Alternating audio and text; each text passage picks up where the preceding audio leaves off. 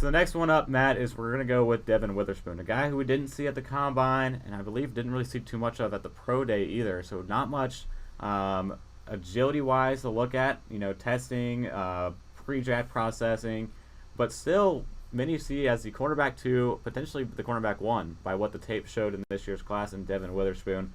So another guy who I really liked looking into it, and these top guys, the top 3 or 4 are really good. Yeah. Very good cornerbacks, and I'm sure every team's board is split on the rankings of these guys, but Witherspoon is the one that you see a lot of at the top of the list, that during the process you didn't hear his name a lot. So you saw his name all the time but didn't hear it as much. What did you like out of Devon Witherspoon on tape that we didn't really get the chance to see during his testing? Yeah. I think Christian Gonzalez, no question, is the best corner in this class. Devon Witherspoon is probably my favorite corner in this class. I think he is a very underrated player. Only allowed 34.9% completion percentage in 2022, 14 pass breakups.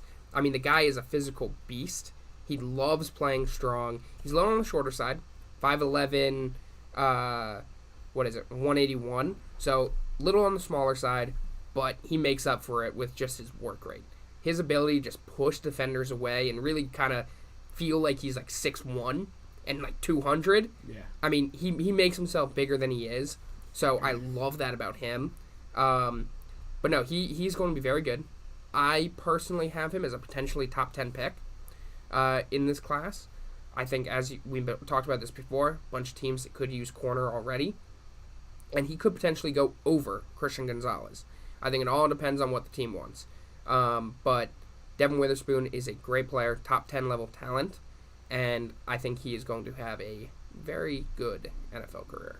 So you look back at the process I was talking about. So he missed the Combine due to a hamstring injury. Didn't do any testing. He did show up for his pro day, ran the 40, ran a 4.46, and then a 4.42. Officially was reported at the private workout by NFL Network and Daniel Jeremiah.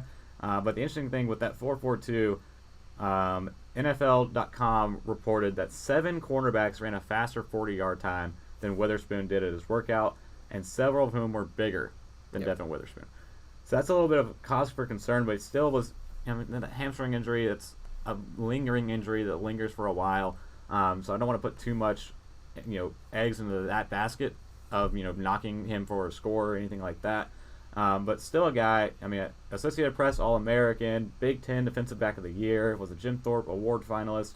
On the field, he showcased what he can do.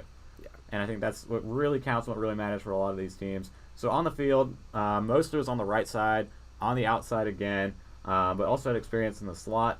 Had 614 snaps on the outside, 109 in the slot. Even played a little box, 11 snaps in the box as well. But 0 touchdowns allowed this year was the big thing. And a 25.3 passer rating allowed. Yeah. That's pretty good stuff from Devon Witherspoon. And what I liked, he played the crosshairs very well in man coverage. I think it's a very underrated part for a cornerback in man coverage that in the NFL they have to get used to. Yep. When you're going up against, now returning to the league, who I think is the best at it, Odell Beckham Jr. If you're going to play against Odell Beckham Jr. and he's running a crossing route and you're in man coverage, you need to be able to keep up with that guy. Yep. Running across the field, because they're going to get that ball in space and be able to work. And a lot of offenses like to utilize that with their wide receivers, sending them on crossers and meshes across the field. So I think that was one of Devon Witherspoon's strongest points that I saw breaking down the film. And that's what we like to see out of him. That's why people are so high on him. His ability to do this stuff on the field is up at the top of this class. Whether it's 1, whether it's 2, whatever you think, he's up there. And people are obviously a little concerned about his top-end speed. He's not even close to the best in this class in that. But you're drafting him because of what you saw last season, what you saw the year before, his ability to dominate on the field. No one has put up numbers like this except Sauce last year when it comes to that. Yeah. So you see this kind of stuff. Obviously, Sauce not only did it on the field, but has the big frame, good length, all that stuff that you want. But you got to take a shot on Devon Witherspoon. If you want a lockdown corner who's going to be able to play on the outside, versatile, can play inside as well, you got to take a jump on him, especially if he gets outside the top 10. It just makes sense. Yeah, and Witherspoon is at his best in man coverage, but the other thing, he's one of the most aggressive man coverage defenders Oh, yeah. in college football this year. and he had a reputation for being a big hitter who was constantly battling for the ball. So if we're thinking about the teams that want to draft a corner in the top 10, the Detroit Lions, the Las Vegas Raiders, two teams who run a lot of very man-heavy schemes on defense, and that's what they look for. Those two teams are known for aggressive, big-hitting guys that set the tone on defense, and that's why I think Witherspoon is, more fitted to those teams and mocked more heavily than, Christian Gonzalez. But we'll look at the tape and see some of these aggressive plays that he made in man coverage and the big hits that he was known for this season in college football. So a great guy. I loved his skills going into it. Always had his nose on the football. Had some coverage schemes in the nickel. And honestly, that he could fit there in the nickel. You're not going to draft a nickel that high, but that's a valuable asset to have in the NFL as well. Someone you can move around inside or outside in man coverage and still be effective.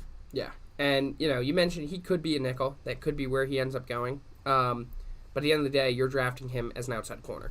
That's what you're doing. And I think he has the ability. You talked about this with the two teams that he could potentially go to. That's maybe the one position that has not changed in my mock draft the entire time.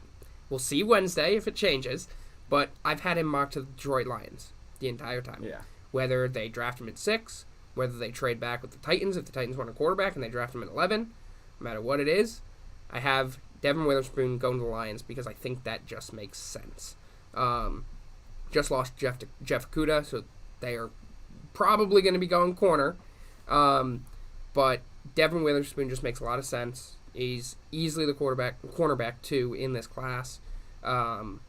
He's a top player, and you see it in the film. Yeah, he plays like a dog, and he has a fiery personality as well. Yeah. Some of these big hits, he's getting up and just absolutely letting the receiver know that he put him on the ground. Yep. So a fiery personality, willing, defender, and isn't afraid to just put a guy down. Another thing MCDC likes. Yeah, another thing that both those teams really like and are really known for.